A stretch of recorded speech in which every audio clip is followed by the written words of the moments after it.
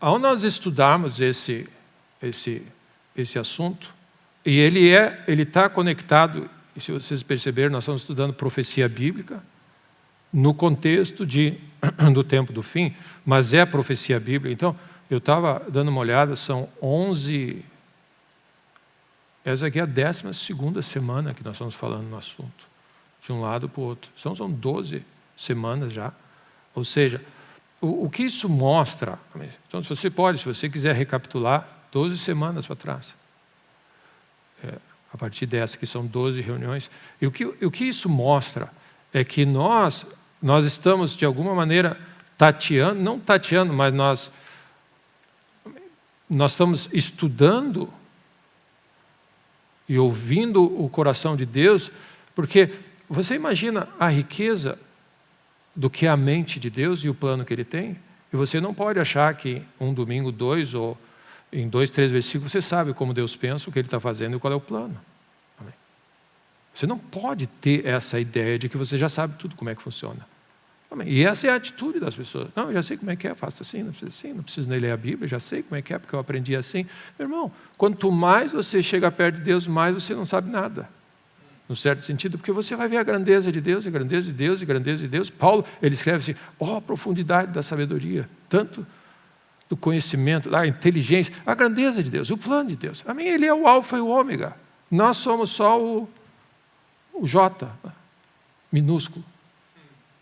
No meio do alfabeto, né? Em algum lugar nós estamos ali. Amém? 70, 80 anos. Ele é o Deus desde a eternidade, desde que existe. Então, o que acontece? Acessar a mente de Deus e conhecer o coração de Deus, nós precisamos chegar assim, Deus, com todo o temor diante de Deus. Deus, eu sou muito grato pelo fato de saber que Deus quer me visitar e falar comigo. Amém. Mantenha esse coração humilde sempre, para o resto da vida. Nós não sabemos. E nós não vamos saber se Deus não quiser revelar. Então, o que nós estamos vendo é várias peças. Imagina um quebra-cabeça aí. Eu sei que tem gente fazendo quebra-cabeça, virou moda de novo. Um quebra-cabeça de 900 trilhões de peças, ok? Não, porque agora eu vou montar. Não, você não vai montar. Se Deus não te ajudar, não existe como montar esse quebra-cabeça.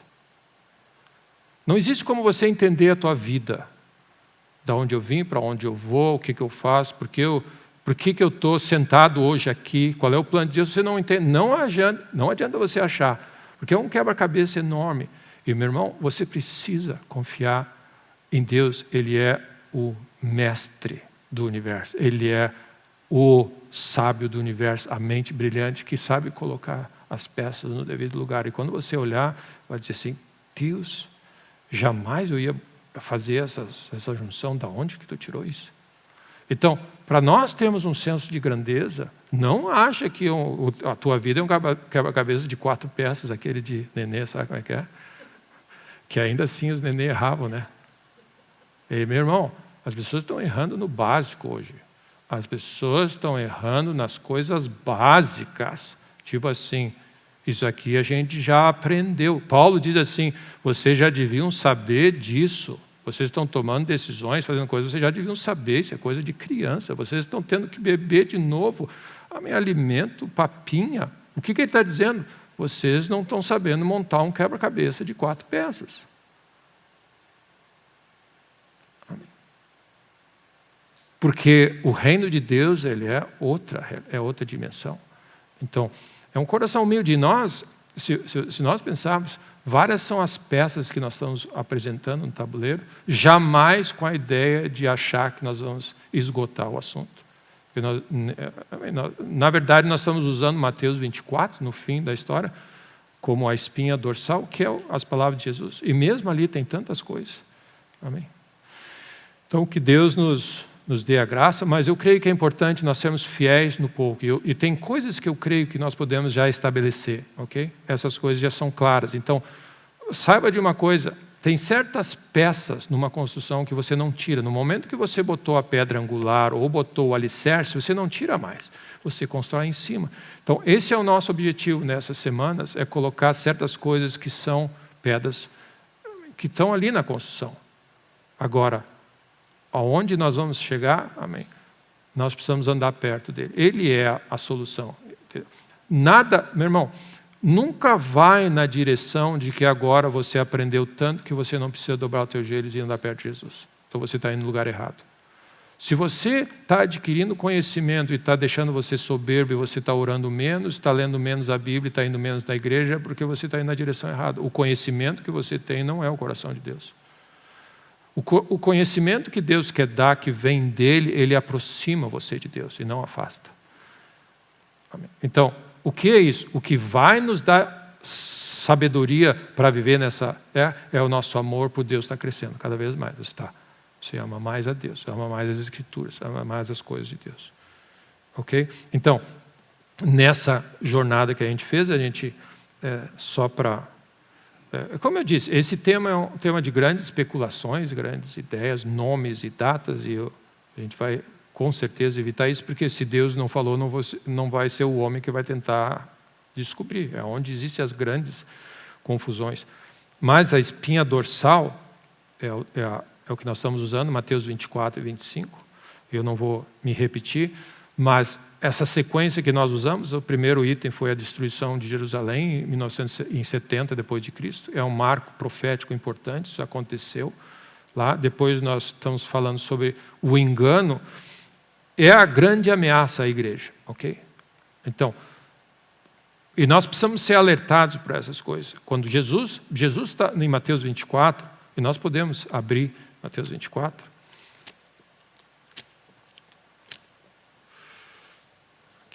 Que é o nosso roteiro, onde nós estamos seguindo.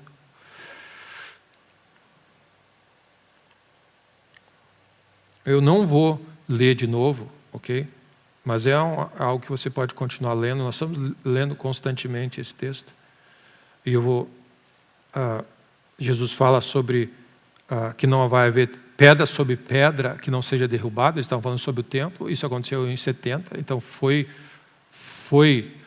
cumprida essa profecia. Depois do versículo 13, eles foram até o Monte das Oliveiras, e os discípulos fizeram essa pergunta que nós estamos tentando trabalhar em cima dela, que é: dize-nos quando sucederão essas coisas e que sinal haverá da tua vinda e da consumação dos séculos. Então nós estamos respondendo essas perguntas: qual é o sinal, o que vai acontecer na tua vinda? E a primeira coisa que ele fala, versículo 4, é: vede que ninguém vos engane. Essa é a primeira coisa. Quando você for lidar com qualquer assunto divino, e principalmente nesse tempo do fim que nós estamos chegando, essa vai ser sempre o primeiro alerta. Nesse tempo do fim, existe um grande potencial de você estar enganado, se você não andar com temor de Deus e vigilante. Um grande potencial de você estar enganado. Jesus alertou os 12 apóstolos dele, que andaram perto dele. Se eles foram alertados e eles podiam estar enganados, quanto mais nós, 2000 anos depois de tudo que a gente vê, eu posso ser enganado se eu não andar na linha. Amém? Amém? E aí então, é importante você ter esse sinal, escrever de vermelho, se você tem vermelho, alerta, alerta, você foi alertado, não te engane. É um potencial. E meu irmão, da onde vem engano? Você ouvir algo que não é Deus falando. Essa é a razão porque você ouviu algo, são as tradições, A internet está cheia de opiniões, né? Impressionante. Pessoas, vídeos, é uma confusão enorme. O que é que vai? E nós falamos sobre isso. O que é que vai? Qual é o antídoto para o engano? É um amor crescente, uma paixão pela verdade, pela palavra de Deus, por Cristo. É um amor a Deus. Amém? Isso é o que nos guarda. Amém? Amém? Crescente. Então, e aí nós vimos os sinais, né, em alguns domingos recentes para cá, os sinais desse tempo do fim, inclui guerras, levantar-se nação contra nação, reino contra reino, conflitos étnicos e políticos, e nós destacamos a figura de fomes, epidemias e terremotos. E essa presença aí nós mostramos com dados que isso já está existindo bastante. Amém? Fome em vários lugares, terremotos, epidemias, e principalmente terremotos. Eu trouxe um dado que nas últimas 24 horas tinha 10 terremotos. Amém? Na hora. E se eu puxar essa informação, hoje, se eu puxar esse site, vai estar atualizado com mais não sei quantos terremotos. Então, o que é isso? E aí a Bíblia fala assim, esse não é o fim, mas ele diz assim, esse é o princípio das dores. Então, essas são as dores de parto que a Bíblia diz. Esse é o termo usado aqui, dores de parto. Ou seja, nós já estamos no momento das dores de parto. Foi o que nós definimos ali. E então começa a ver as dores de parto e começa a ver uma sequência. Então vai acontecer isso, então vai acontecer isso. E aí nós falamos desse tema assim, né? Tribulação, os matarão, sereis odiados de todas as nações.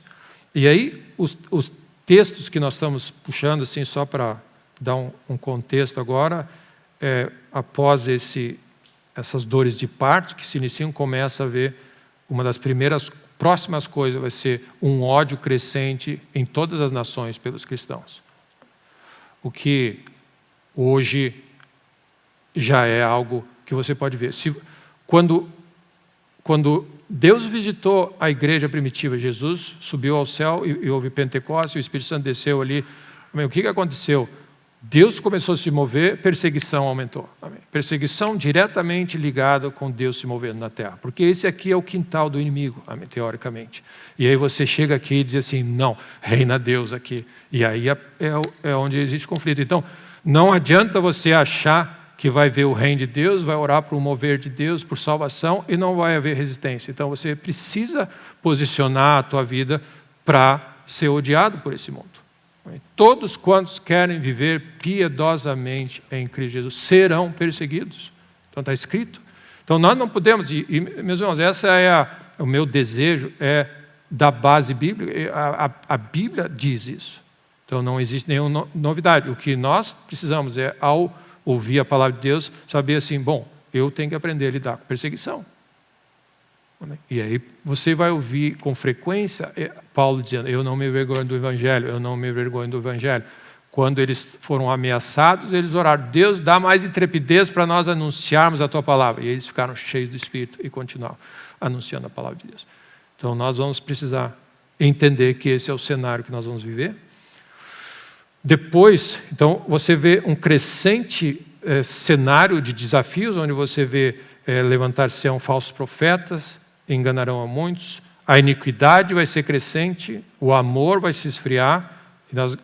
Isso nós gastamos bastante tempo semana passada. Cada vez, meu irmão, que a iniquidade aumenta, ela produz uma ausência de amor. Se você deixa a iniquidade crescer, o amor se esfria. E é nossa função andarmos em amor. E é impressionante quando, depois de tudo, você ouve Jesus falando, um novo mandamento vos dou, que vos ameis uns aos outros, que vos ameis. E você vai ver a presença do amor como uma figura central nesse tempo de grandes desafios. Amém? O que é um grande desafio, viver o Evangelho no meio de tanta iniquidade. O que tem acontecido é que as pessoas dizem assim, ninguém faz o que é certo, ninguém é educado, ninguém é assim, não vou ser eu que vou resolver esse problema. E aí você também começa a esfriar no amor. Então, alerta de novo. E aí nós lemos, eu queria olhar Mateus 24:14. No versículo 13 nós citamos, aquele que perseverar até o fim, esse será salvo. Esse será salvo. Meu irmão, a salvação das nossas almas inclui perseverança até o fim. Aquele que tiver, esse é como mais precisamente escrito, aquele que tiver perseverado até o fim, esse vai ser salvo. Jesus esse é só um termo, esse vai ser salvo, aquele que perseverar até o fim. Então, sim, existe a possibilidade de algumas coisas acontecer, se Deus nos deu a bênção da salvação, a gente mantém salvo, amém. E um dos grandes desafios da nossa vida as doutrinas surgem, mas eu creio que se é salvo para sempre, se perde a salvação, e você vira essa discussão humana. Meu irmão, como eu vejo, okay, não é o ponto de discutir isso. O que eu creio é o seguinte, os textos dão base suficiente para você dizer, cuida da tua salvação e persevera e vai até o fim. Se Paulo disse, eu esmurro o meu corpo, eu cuido da minha vida para que, tendo pregado a muitos, não venham eu mesmo a ser desqualificado, E Jesus diz, vede que ninguém vos engane. E você vai, tá vendo? A pressão que existe para enganar, se possível, os próprios eleitos. Eu posso citar texto e mais texto aqui. Que existe algo. Nós lemos primeira, se eu não me engano, foi 1 Pedro, que diz assim, é na diligência de você andar e desenvolver os frutos do Espírito e andar em amor, é que você garante a entrada no reino dos céus. Então, tem muitos textos que nos fazem... E qual é a minha mensagem? Meu irmão, não é hora de viver uma vida cristã fria e morna. Há uma das grandes bênçãos da nossa vida, nós somos salvos na esperança da salvação. Amém? É lógico, se você está aqui, você tem temor, amém, você é salvo, amém, você está aqui. Mas o que acontece é você começar a esfriar na tua fé e você perder o apetite pelas coisas de Deus, daqui a pouco você diz assim, o que importa, amém? E aí é o risco que nós vemos, que as pessoas se tornaram escarnecedores. Onde está a vinda dele? Ele disse que ia vir, aí começa a escarnecer do Evangelho, da Palavra de Deus. Amém? E aí você está num terreno que eu não estaria nesse momento. Amém? Não acho recomendável. Amém?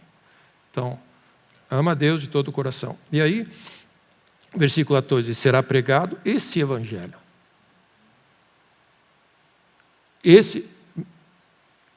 São palavras de Jesus sobre o tempo do fim. E será pregado esse Evangelho do reino por todo o mundo para testemunho a todas as nações. Então virá o fim. Então, Jesus está respondendo à pergunta, quando é que vai dar o fim? Esse é um dos grandes sinais, esse é o propósito da nossa vida.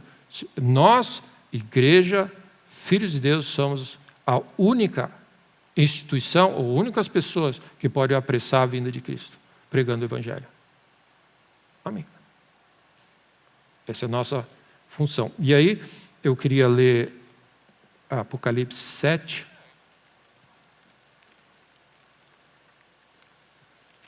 Uma pequena recapitulação.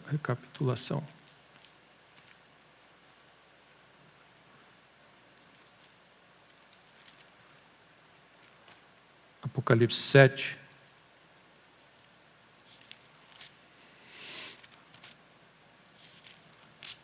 Você percebe a visão lá da frente, que Jesus aparece para João e diz, vem aqui, eu quero te mostrar algumas coisas. E aí, então, João está tendo essa visão, ele está enxergando isso. Versículo 9, depois dessas coisas, vi e eis grande multidão, que ninguém podia enumerar, de todas as nações, tribos, povos e línguas, em pé diante do trono e diante do Cordeiro, vestidos de vestiduras brancas, com palmas nas mãos, e clamavam em grande voz, dizendo ao nosso Deus, que se assenta no trono, e ao Cordeiro pertence a salvação. João viu. Então, quando nós vemos Mateus 24, que diz, será pregado esse Evangelho do reino como testemunho a todas as nações, então virá o fim, nós estamos vendo, diante do trono, que todas as nações estão representadas. Todas as nações. Então, o que nós comentamos domingo passado é que, diante de Deus, todas as nações da terra vão estar representadas no céu. Todas elas.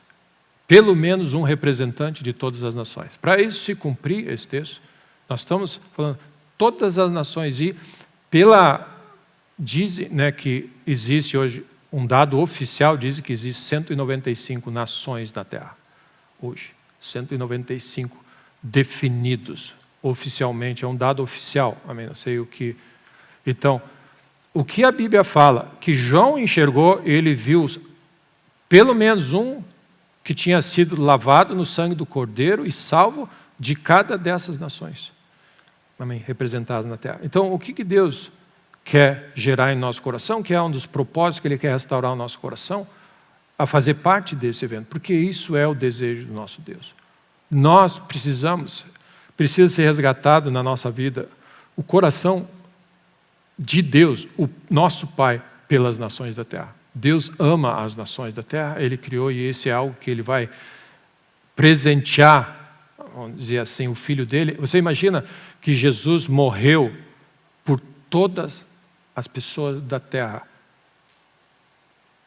de todas as tribos, línguas, povos e nações. E Deus vai fazer com que cada tribo seja representada para honrar o sacrifício do Filho dele. Amém?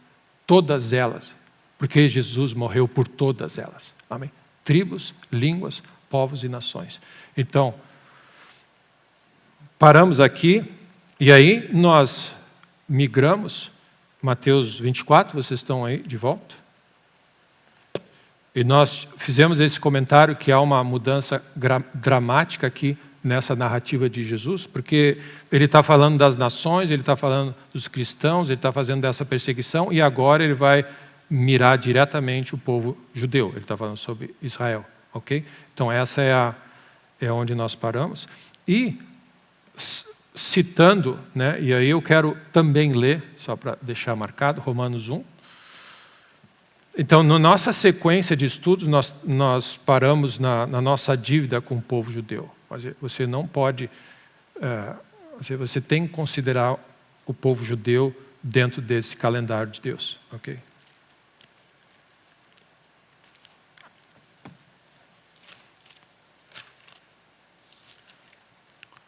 Paulo, quando fala, ele está trazendo um ensino, ele divide o mundo em 3 grupos. A igreja, os gentios e os judeus. 3 grupos. E Deus tem esse coração pelo povo judeu. Eu não vou citar, porque nós citamos vários textos domingo passado, mas eu queria citar Romanos 9. É 9 que eu falei? Romanos 9, 1. Romanos 9, versículo 1, diz assim: digo a verdade em Cristo, não minto, testemunhando comigo no Espírito Santo a minha própria consciência, tenho grande tristeza e incessante dor no coração, porque eu mesmo desejaria ser anátema, separado de Cristo, por amor dos meus irmãos, estava falando meus compatriotas, o povo judeu, ok? Segundo a carne, são israelitas. Aí ele está dizendo, pertence-lhes a adoção, também a glória, as alianças, a legislação, o culto, as promessas, deles são os patriarcas e também deles descende o Cristo. Segundo a carne, o qual é sobre todos, Deus bendito para todos sempre. Amém. Então, olha só, tudo o que nós temos, a Bíblia que você tem, foi escrito por autores judeus, todos eles. Jesus, judeu, os profetas, os patriarcas, tudo. Entende? Então, existe um ponto importante nessa análise do plano de Deus. Deus tem um plano que está em andamento, e para salvar a humanidade, e o povo Israel, ele tem um plano importante, tanto é verdade que nós citamos a queda de Jerusalém em 1970, em 0070, né? E alguns textos que nós vamos citar mais. E depois, Romanos 11, versículo 25. São pequenos textos que mostram o coração de Deus e a lógica, e coisas que nós precisamos ajustar. Quanto à nossa relação com a nação de Israel, nós não podemos ficar neutros, não existe lugar para neutralidade. Amém. O espírito antissemita normalmente é o espírito anticristo, ok? Ele está conectado. Então, a gente percebe um crescente,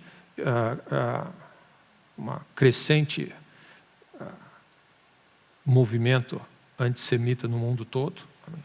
Então, é interessante porque existe um caldeirão se aquecendo e as variáveis estão se acontecendo como Jesus está prevendo, né? Então, Romanos 11, 25 diz assim: porque eu não quero, irmãos, que ignoreis esse mistério, para que não sejais presumidos de vós mesmos, que veio endurecimento em parte a Israel, até que haja entrada a plenitude dos gentios. E assim todo Israel será salvo. Como está escrito, virá de Sião o libertador, e ele apartará de Jacó as impiedades. Então, você percebe, Paulo está dizendo assim, houve uma rejeição ao Messias, a Jesus Cristo por parte de Israel, para que o evangelho atingisse os gentios. Esse é o plano que Deus está tendo.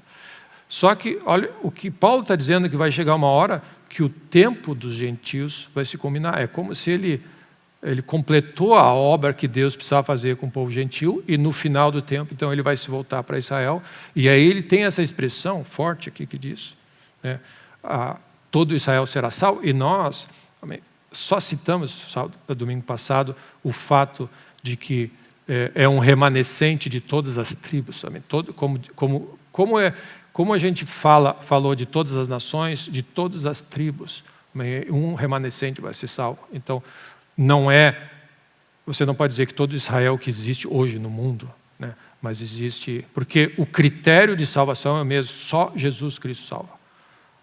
Você não é salvo por ser nascido de uma raça diferente, mas você é salvo porque aceitou Jesus como Senhor da tua vida. Então, nós temos essa dívida enorme, porque nós temos muitas coisas que nós recebemos do povo de Israel. Então, no calendário de Deus, Israel continua tendo um papel central. E nós vemos, né, tirando um pouco, olhando o lado político, eu não sei, mas aquele pedacinho de terra ali continua atraindo os maiores desafios do planeta. É impressionante, porque Deus tem os olhos dele ali, e Deus prometeu que aquela terra delimitada vai ser da nação de Israel, e ela vai ser completamente Israel. Então, a briga é muito maior do que a gente imagina, então a gente precisa analisar também essa parte. E agora, versículo 15, tá? Eu vou passar por eu tenho mais 4 pontos, ok? Que eu quero citar. O próximo é a reconstrução do templo, ok? Depois a grande tribulação, depois a importância de nós testarmos, avaliarmos corretamente os sinais e as maravilhas, porque é um tempo que vai ser muito engano, e vamos dar uma olhada no arrebatamento, esse termo, e o que isso implica, ok? De novo, com a ideia de procurar citar textos, não para você ter a figura completa, mas você já ir montando Nós estamos nessa ideia. Eu entendo, eu creio assim, meus irmãos, esse quebra-cabeça do tempo do fim, ele é maior do que a gente pode achar, que domina. Amém. Por isso tem que cuidar muito quando você afirma certas coisas. Tem algumas coisas que você pode afirmar, tem outras que você tem que considerar. Amém. Porque nós conhecemos em parte. Então é como se você monta uma área dessa, lá quando você tem um quebra-cabeça e tem uma árvore ali, você completeia a árvore, mas a árvore é só parte dentro do cenário. Então nós vamos ir completando algumas peças aí. Então, Mateus 24, versículo 15. Vocês me dão mais uns minutinhos e aí a gente conclui. Quando, pois, virdes o abominável da desolação, de que falou o profeta Daniel, no lugar santo, quem lê, entenda. E Jesus, amém? São palavras de Jesus, ele está dizendo assim, amém? Cabe a nós, ele está nos exortando a ler e a entender essas coisas. Então, os que estiverem na Judéia fujam para os montes, quem estiver sobre o eirado não desça a tirar de casa alguma coisa, e quem estiver no campo não volte atrás para buscar a sua capa. Ai das que estiverem grávidas e das que amamentarem naqueles dias.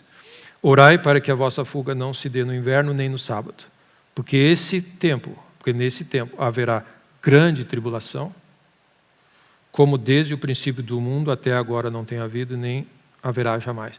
Então, Jesus destaca, eu vou parar por aqui, Jesus destaca que tem um período onde vai haver uma grande tribulação, onde nunca houve igual até agora, e nem haverá jamais até o fim. Amém?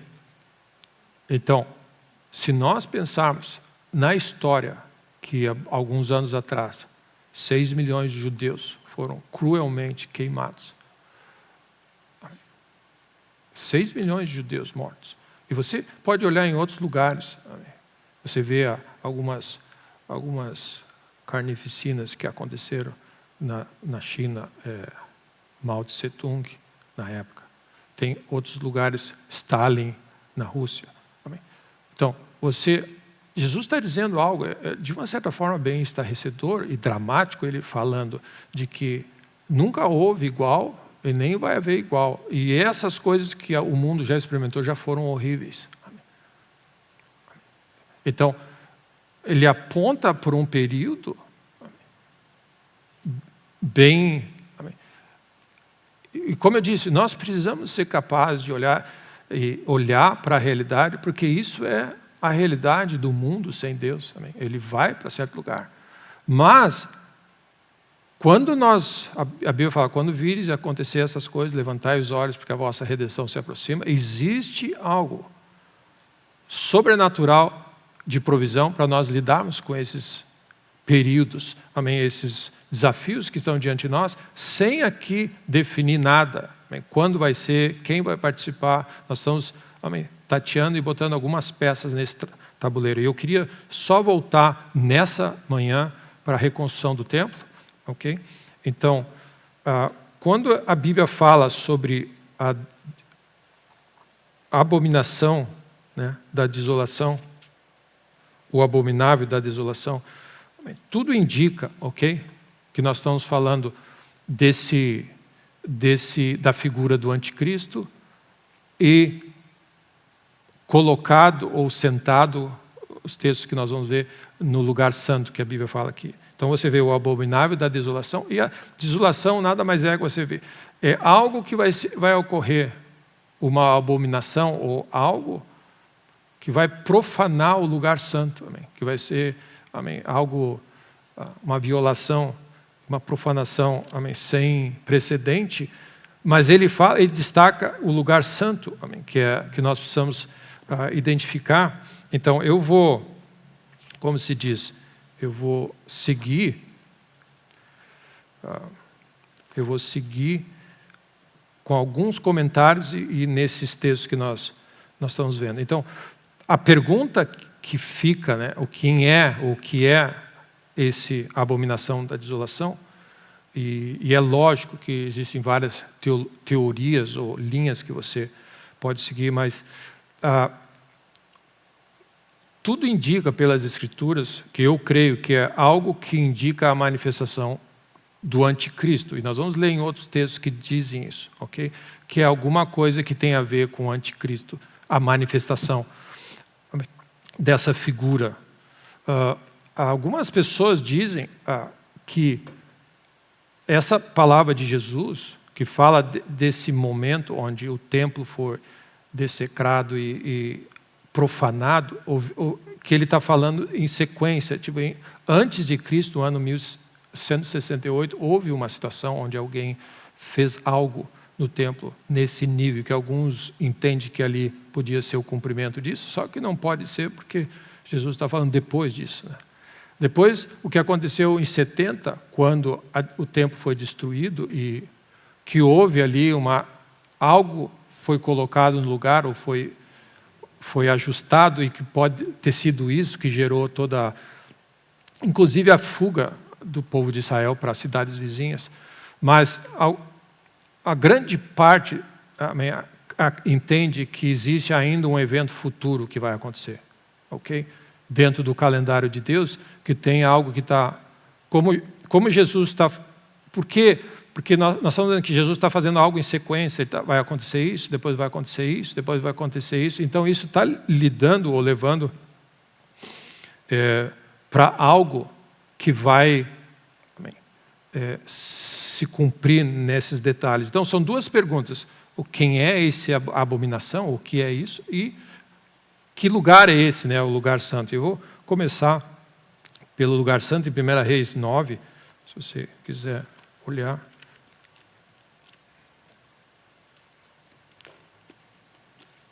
Eu sei que é bastante texto e informação, mas eu creio que é importante deixar isso registrado.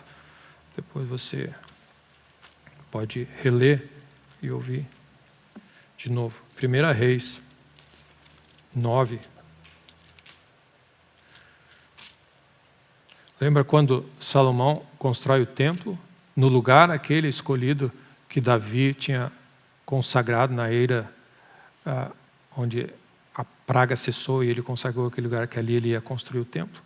Então, no versículo 13 diz o Senhor, e Salomão faz aquela oração, se o meu povo, né, orar para esse lugar e tudo mais. Então está falando sobre um lugar específico. Ele diz assim: o Senhor disse: ouvi a tua oração e a tua súplica que fizeste perante mim, santifiquei a casa que edificaste. Então ele santificou a casa, o templo, a fim de pôr ali o meu nome para sempre. Os meus olhos e o meu coração estarão ali todos os dias. Então, esse dá um senso de que Deus escolheu aquele lugar foi santificado para Deus de uma maneira particular, amém, como Deus entendeu. E o Salmo 132 também faz menção sobre aquele lugar do templo ali. Então nós vamos tentar olhar com as Escrituras.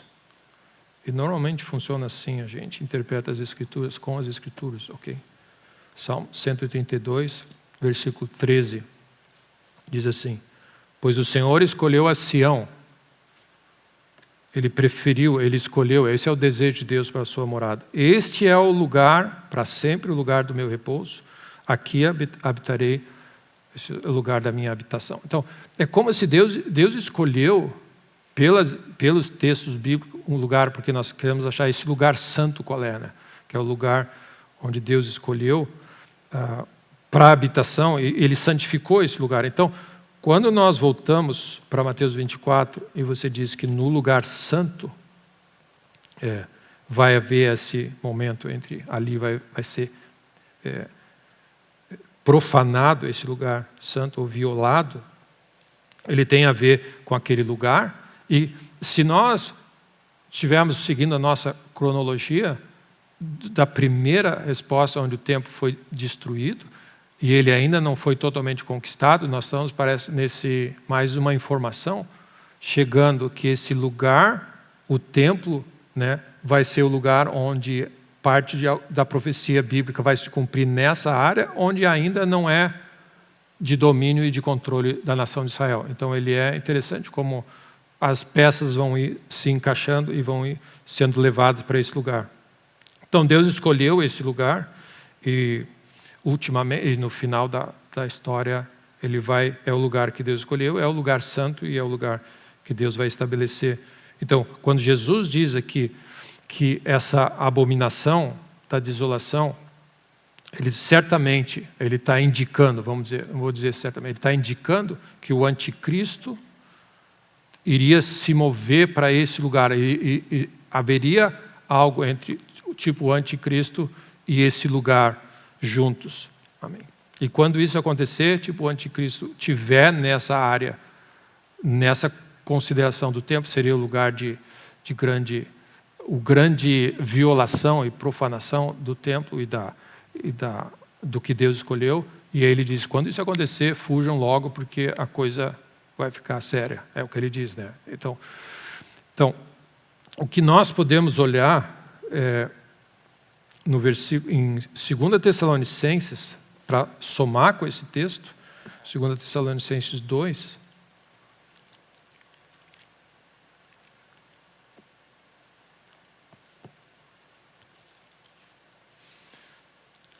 dá um pouco mais de luz.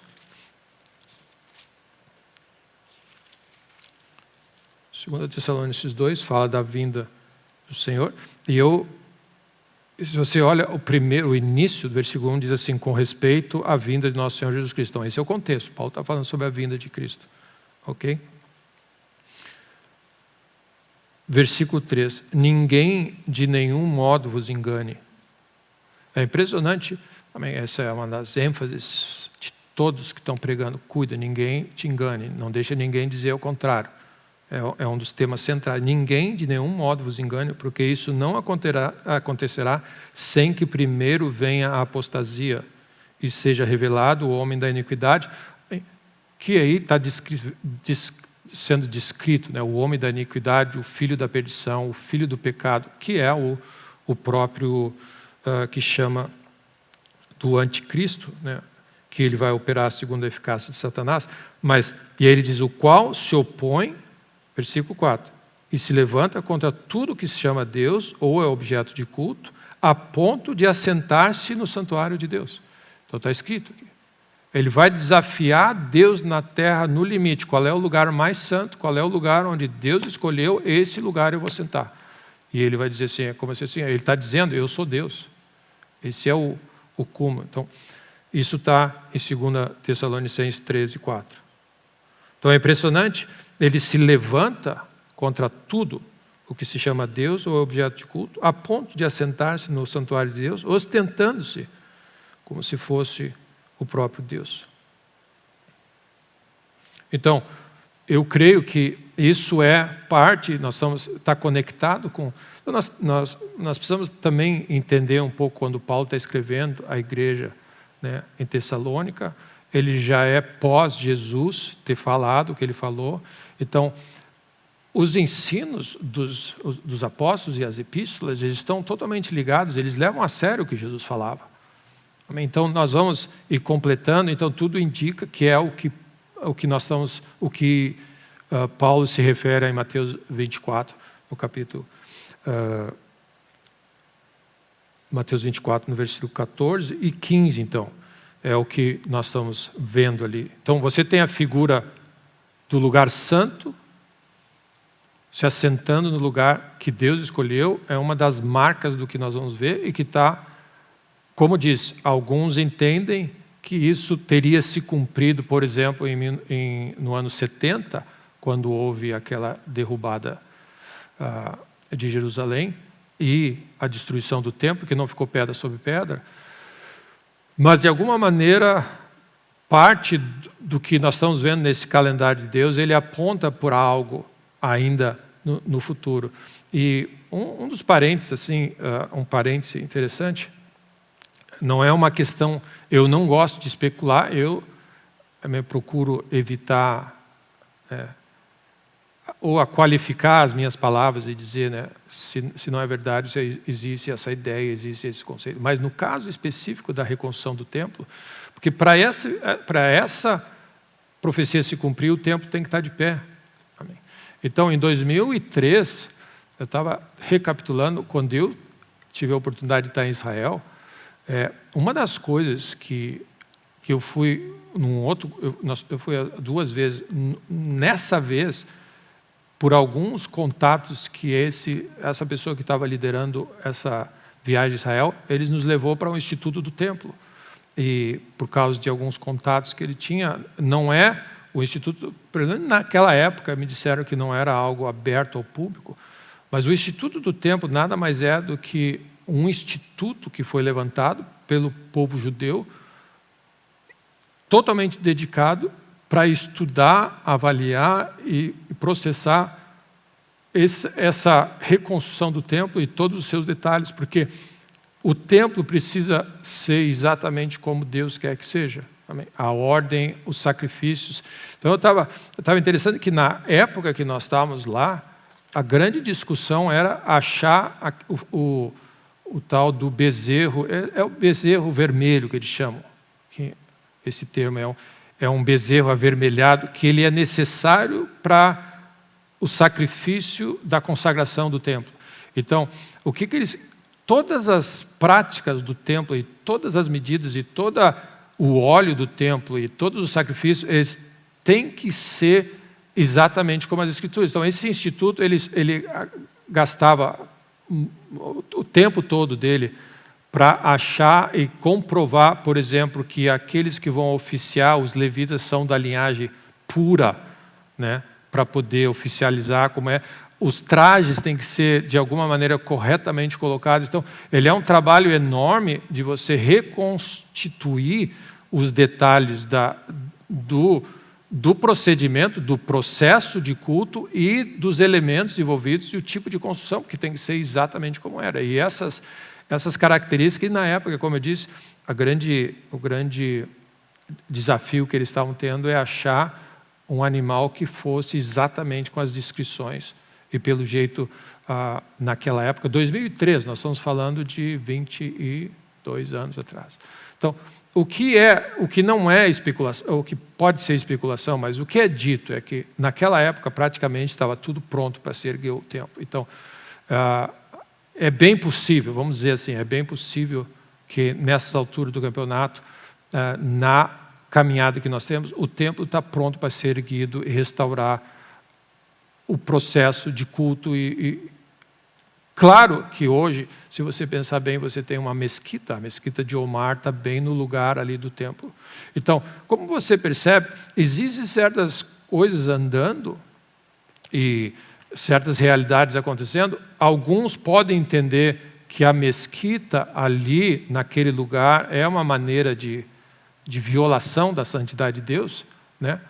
Mas pelo que a Bíblia diz, o desafio desse anticristo, ou dessa figura abominável, é se colocar numa posição onde desafia o próprio questão do culto e tudo mais. Então, requer, de entendimento de que o templo precisa ser construído. Só que, recentemente, isso é uma das coisas que existe nos bastidores sendo divulgado, que a mesquita não está colocada bem onde é o local, que deveria ser o templo. Que o templo é um pouco mais para o norte da onde ele foi colocado. Então, aí é como eu digo, uma das especulações, ou uma das ideias que você pode ver surgindo é que o anticristo vai ser um mestre na política mundial. Amém? Que ele vai tentar trazer a conciliação. E uma das hipóteses é que o templo e a mesquita não fiquem no mesmo lugar. Vamos dizer, eles não se atrapalhariam, porque o lugar do templo não atrapalharia a destruição.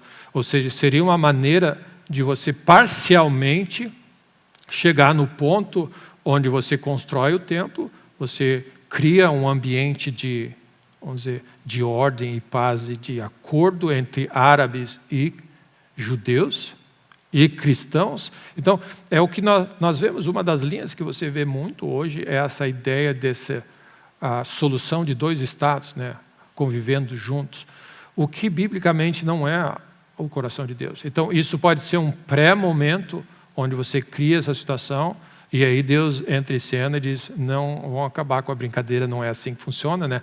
Porque a Bíblia diz em Tessalonicenses que essa situação vai ser terminada com a manifestação, o aparecimento de Cristo, entende? Com o sopro da sua vinda. Ele diz assim, a Tessalonicenses fala, então será de fato revelado o iníquo, a quem o Senhor Jesus matará com o sopro da sua boca e destruirá pela manifestação da sua vinda. Então, vamos dizer, esse calendário, essa cronologia, ela fica por nós tratarmos com um pouco de cuidado, né, qual é a sequência, e não é o meu ponto, mas são fatos que estão diante de nós. Eu achei curioso o fato de eu, parte da nossa caminhada, ter ido até esse Instituto do Templo e ter visto, as pessoas, elas expuseram para nós todos os detalhes do que... Você imagina, em 2 toques, tipo assim, rapidamente você constrói, porque todas as peças, as partes e as pessoas estão sendo treinadas e preparadas. É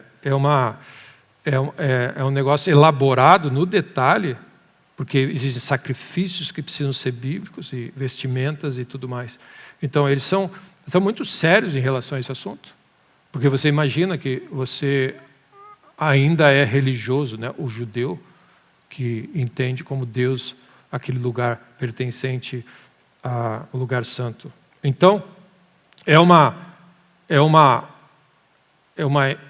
dizer, é um detalhe importante nesse ponto da nossa jornada e a caminhada. Eu só queria dizer quão dramático é esse evento, porque Jesus disse, quando vocês virem isso, corram, fujam, não tem tempo de caminhar. Eu não vou gastar muito tempo nesse detalhe.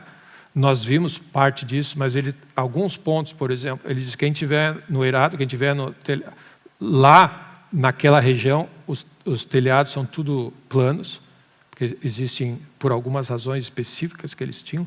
Então ele diz, quem estiver no telhado, desça, não entre em casa. É como se normalmente você tinha escadas laterais, você desce e não sai, mas nem entra. Se você estiver no campo, as pessoas com roupas específicas para o campo, não voltam para pegar a capa, onde tiver, foge. Então é muito dramático esse evento, e vai gerar algo importante, ao ponto de Jesus dizer, ai daquelas que estiverem grávidas, amém? Ai daquelas que amamentarem, porque com certeza vai ser uma situação,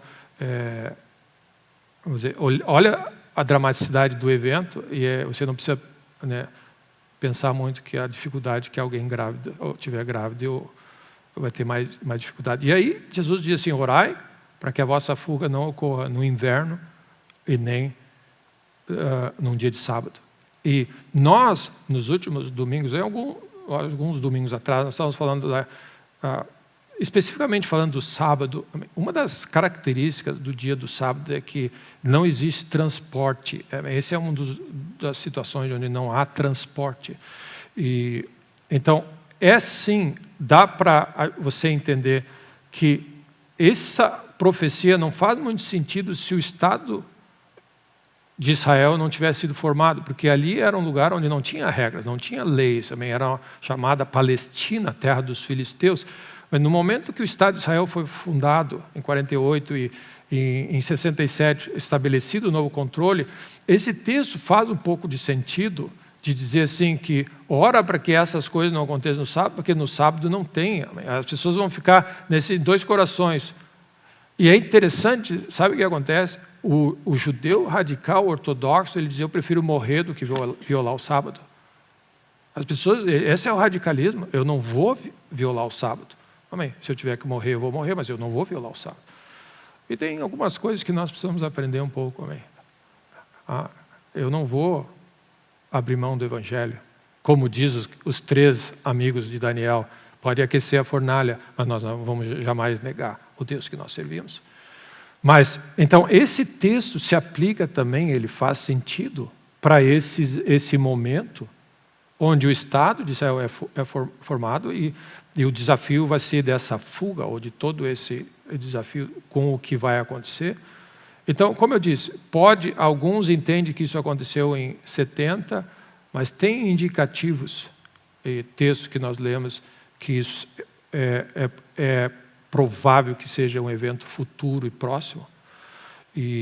Então, o interessante é o que Jesus diz, orai para que a vossa fuga não seja no inverno. Então, uma das características que nós estamos procurando ensinar aos irmãos é que a profecia bíblica e o entendimento das coisas de Deus, ele nos ajuda a orarmos com mais eficiência. Jesus diz, ora para que essa fuga não seja no inverno nem no sábado, mas ele não diz, ora para que essa fuga não exista, porque essa fuga vai existir.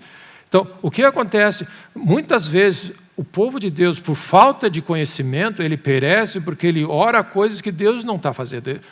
Falta entendimento do plano de Deus e nós estamos orando, Deus nos livra, que essa fuga nunca aconteça. Não, mas ela vai acontecer, Jesus diz. O que você tem que orar é para que essa fuga não aconteça nesses dias, porque a dificuldade vai ser maior e o desafio vai ser maior. Então, é importante esse estudo de profecias para você começar a ajustar o teu coração e não orar certas coisas que Deus diz, mas não adianta, você vai gastar tempo, energia, dinheiro em falar, se preparar e orar numa direção que Deus já disse, isso aqui vai acontecer. Então, nós oramos dentro dos parâmetros que Deus estabeleceu. Ora isso, porque essa parte, ela, como se diz, ela vai acontecer de qualquer forma. Então, esses são alguns benefícios de nós estarmos estudando isso e entendermos um pouco mais o coração de Deus para essa hora. E aí, então, que isso vai levando e vai conduzindo, então, eu fiz esse comentário que existem 9 entãos no capítulo 24 e 9 entãos no capítulo 25. No texto original, o discurso de Jesus, está todo em vermelho, Jesus fala, então vai acontecer isso, então vai acontecer isso. Então, ele dá uma ideia de sequência. Okay? Então vai acontecer isso, então vai acontecer isso.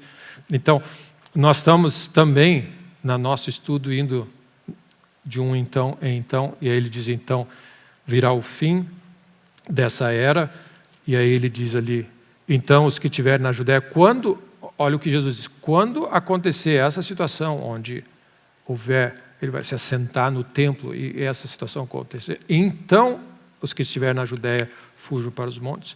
Então, hoje, Judéia e Samaria, no tempo bíblico, equivale a Cisjordânia, a definição atual. E aí, no final, depois das que tiverem grávidas e tudo mais, orai para que não aconteça no inverno nem no sábado. Versículo 21 diz, então, o original diz isso, então haverá grande tribulação. Okay? Então, é como se uma coisa vai acontecendo do outra. Então, essa grande tribulação que nós estamos falando, que nunca existiu na Terra e nem jamais vai existir, ela vai se dar depois desse evento, se nós entendemos que essa é a sequência que Deus tem estabelecido. Amém? Eu, em função do tempo, eu vou arredondar por aqui. Nós temos, praticamente eu avancei um capítulo nosso, que é a construção do templo, que faz parte, né, desse calendário.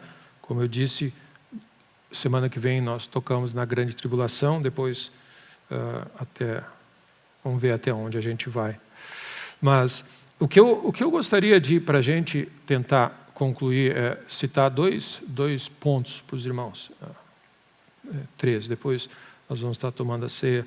Mas quando você vê palavras como grande tribulação, e quando a Bíblia fala a tribulação, que não houve ainda. Então, nós estamos falando de coisas que ainda o ser humano e a terra não viu ainda, tipo de sofrimento e perseguição e tudo mais. A grande tribulação. Quando você fala de perseguição, ódio, dores, guerras, o avanço da iniquidade, naturalmente a gente se estremece. É uma coisa que as pessoas ficam com medo e nervosas. E eu queria, então, ler 1 João 4, e é onde eu vou começar a concluir com os irmãos. 1 João 4.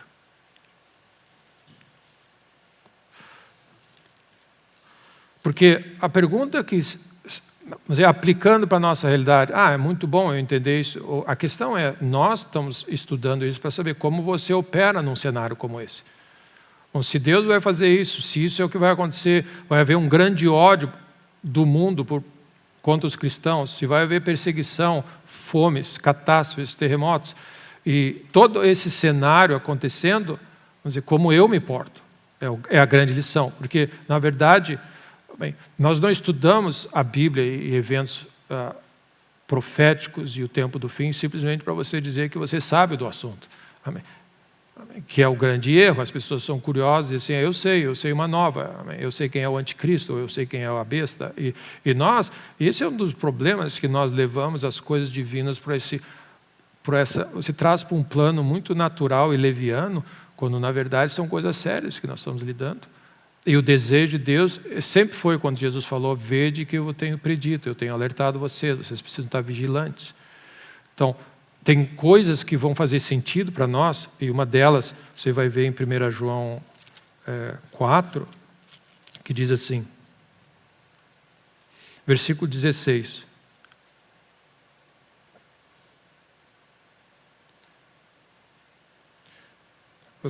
Todo esse texto também, Deus é amor e Ele se manifestou a nós em Jesus Cristo. Versículo 15, aquele que confessar que Jesus é o Filho de Deus, Deus permanece nele e ele em Deus, e nós conhecemos e cremos no amor que Deus tem por nós. Deus é amor e aquele que permanece no amor permanece em Deus e Deus nele. E aí ele diz assim, nisso é em nós aperfeiçoado o amor, para que no dia do juízo, ou seja, assim que nós morremos, vem o dia do juízo. Ou seja, você percebe João falando assim, a importância do tópico de você estar aperfeiçoado no amor para lidar com o dia do juízo e o tempo do fim. Ele diz assim, mantenhamos confiança, pois segundo Ele é, também nós somos nesse mundo. No amor não existe medo. Não existe medo no amor. Se nós estamos em Cristo, se nós estamos cheios do Espírito, se nós estamos, como a Bíblia fala, aquele que me ama é aquele que guarda a minha palavra. Se você está em Cristo, tem algo sobrenatural que faz você lidar com essas coisas. Que era o que a igreja primitiva, ela entendeu. Ela olhava as ameaças, ela não ficava indignada com a iniquidade, com as pessoas, ela não se voltava, tipo assim, naturalmente contra a perseguição, mas eles iam a Deus e Deus, nós precisamos mais ousadia. Nós precisamos mais dessa vida. De alguma maneira, a igreja, lá no início, pós-Pentecoste, a criação da igreja entendia que o antídoto para lidar com o mundo que nós vamos lidar é estar cheio de Deus e andar em amor e crescer nessa nossa vida com Ele.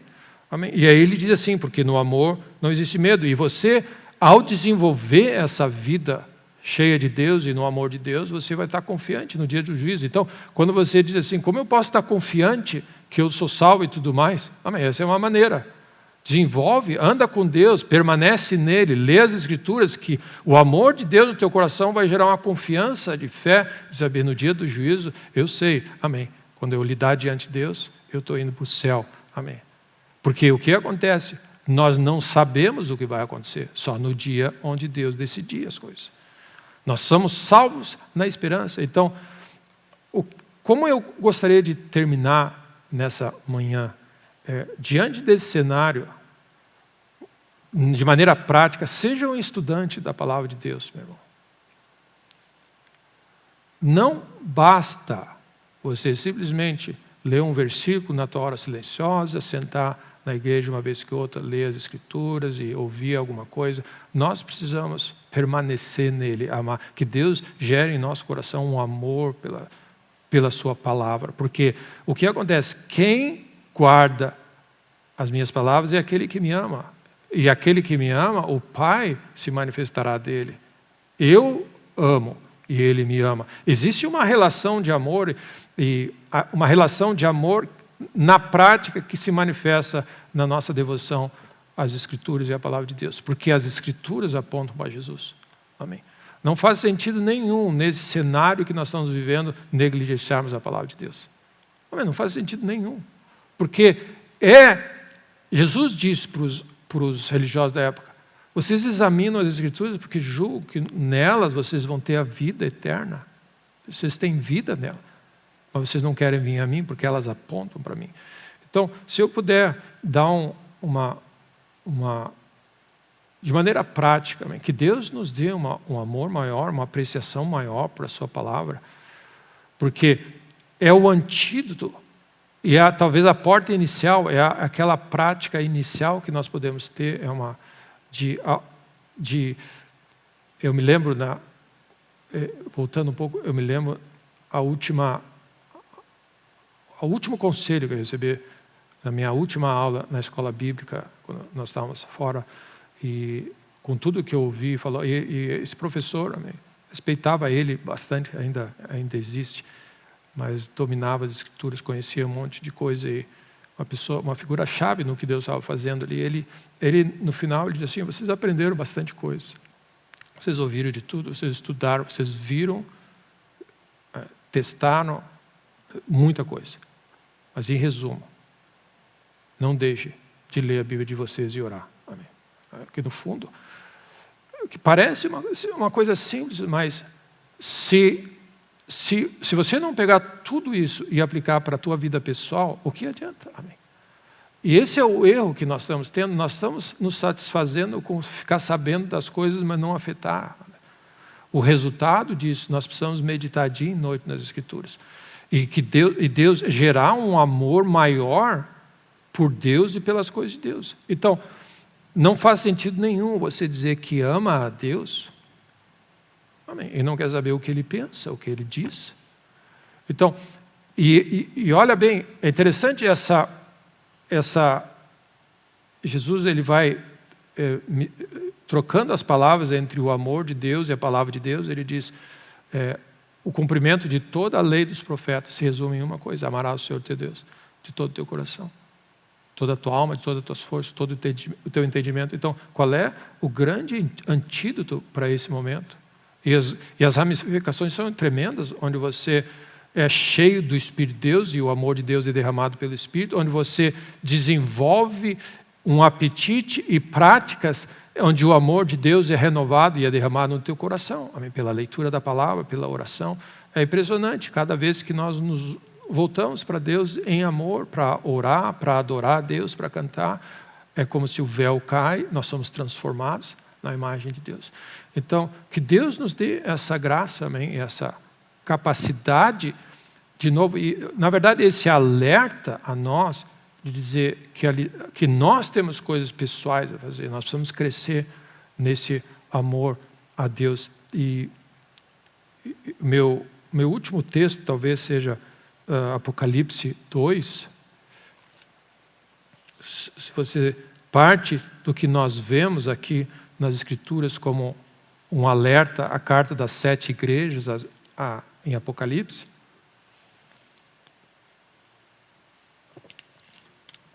Não é de se desprezar o fato de que o primeiro alerta que Jesus dá, ele diz: tenho, porém, contra ti que abandonaste o teu primeiro amor.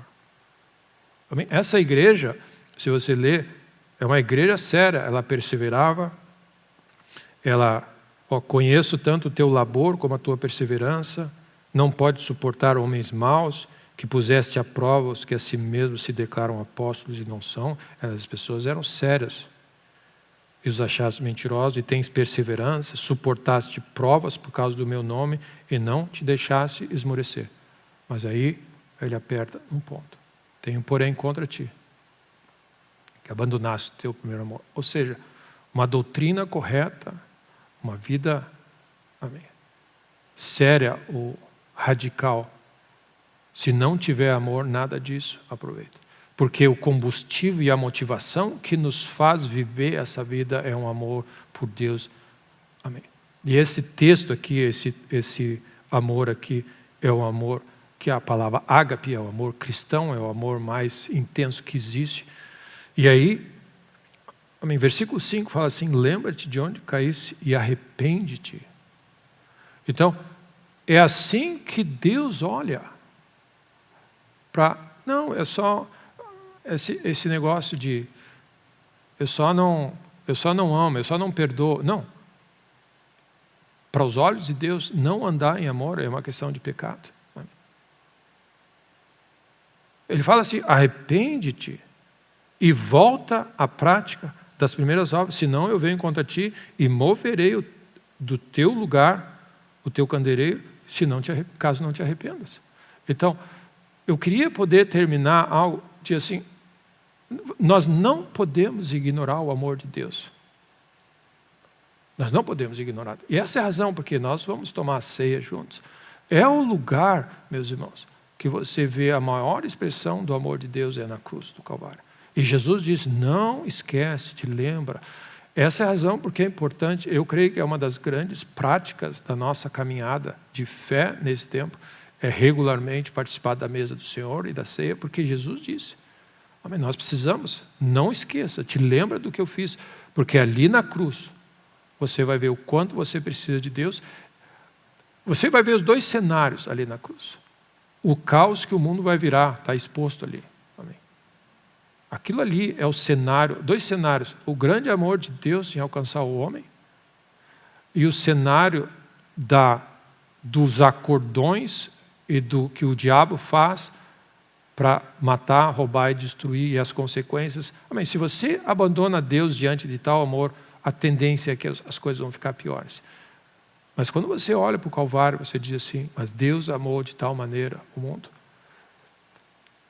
Essa é a força divina que vai nos ajudar a, no meio de tudo isso, como Estevão falou: Pai, perdoa, eles não sabem o que fazem. Amém. No meio do maior do caos, sendo apedrejado. Amém. Só Deus sabe. E que Deus nos deu a graça de entender que alguém que estava sendo apedrejado por ser fiel a Deus, estava perdoando, e estava como se Jesus estivesse de pé esperando para receber ele. Esse é um cenário onde o Espírito Santo tinha recém sido derramado, onde você não via pessoas amedrontadas, nem acovardadas, nem intimidadas. Deus não nos deu o espírito de covardia, mas de poder, amor e moderação. Nós vamos precisar, amém, entender e ter a revelação de que existe um poder que é derramado pelo Espírito, que nós podemos crescer no nosso amor a Deus e na prática das coisas de Deus, onde nós vamos sendo renovados por Deus para lidar com essas coisas que aparentemente, momentaneamente podem ser difíceis, mas que no contexto eterno, amém, é como se ele tivesse anestesiado ali. Amém. Eu posso citar 3 situações, amém. Os 3 meninos lá na fornalha, amém. A gente tem que conversar com ele lá no céu, amém. Me explica qual foi a sensação. Tá com A chama, meu irmão, a gente chega às vezes perto de uma chama, a resistência, eles estavam dentro do fogo, totalmente envolvidos, amém, por Deus de alguma maneira que ele nem nada tocou neles. Aí você vê Estevão, você vê Jesus na cruz, e você vê Paulo e Silas sendo, amém, à meia-noite, chicoteados, perseguidos por causa do Evangelho, cantando e louvando a Deus, e causando um estrago, né? Porque naquele lugar um terremoto aconteceu. Então, existe algo diante de nós que é um desafio, mas não faz sentido nenhum nós lidarmos só com essa parte e não entendemos que Deus tem a provisão para todos nós. Então, que Deus abra os nossos olhos e nos ajude a entender que o Evangelho continua sendo o poder de Deus para salvar. Amém? O Evangelho é poderoso e nós precisamos nos adaptar cada vez mais ao Evangelho de Deus. Então, não tema, amém? Não existe medo no amor de Deus. E nós podemos, sim, ser desenvolvidos nessa realidade. Em nome de Jesus.